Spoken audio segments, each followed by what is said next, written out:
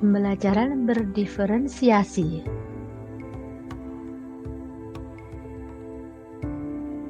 Apa itu pembelajaran berdiferensiasi?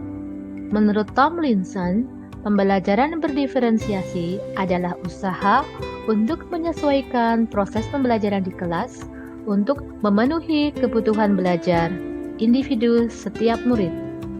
Pembelajaran berdiferensiasi bukanlah berarti bahwa guru harus mengajar dengan 32 cara yang berbeda untuk mengajar 32 orang murid.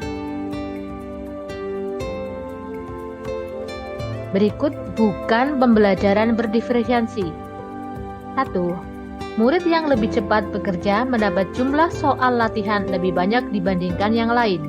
2. Murid pintar dikelompokkan dengan yang pintar dan yang kurang dengan yang kurang.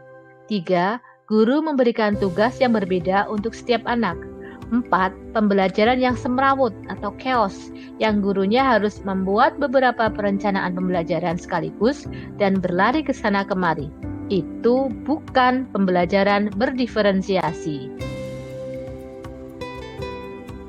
Karakteristik pembelajaran berdiferensiasi. 1. Lingkungan belajar yang mengundang murid untuk belajar. 2. Tujuan pembelajaran yang didefinisikan secara jelas. 3. Penilaian berkelanjutan. Informasi dari proses penilaian formatif untuk menentukan murid yang ketinggalan dan murid mana yang sudah lebih dulu mencapai tujuan belajar. 4. Guru menanggapi atau merespon kebutuhan belajar muridnya sehingga diketahui media apa yang diperlukan. 5. Manajemen kelas yang efektif.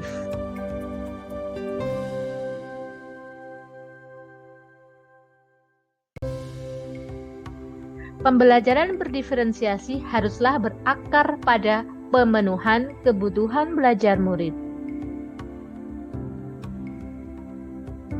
Bagaimana memenuhi kebutuhan belajar murid, yaitu dengan pemetaan. 3 strategi pemetaan. Yang pertama, kesiapan belajar atau readiness murid adalah kapasitas untuk mempelajari materi baru, bukanlah tentang tingkat intelektualitas atau IQ, bertujuan untuk memodifikasi tingkat kesulitan pada bahan pembelajaran. Ingat kembali equalizer musik. 2. Minat murid. Membantu murid menyadari bahwa ada kecocokan antara sekolah dan keinginan mereka sendiri untuk belajar. 3.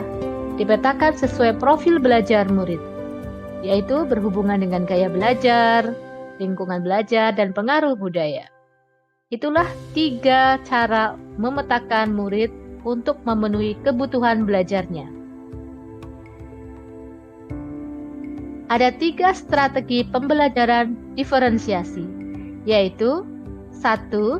Diferensiasi konten, 2. Diferensiasi proses, 3. Diferensiasi produk. 1. Diferensiasi konten.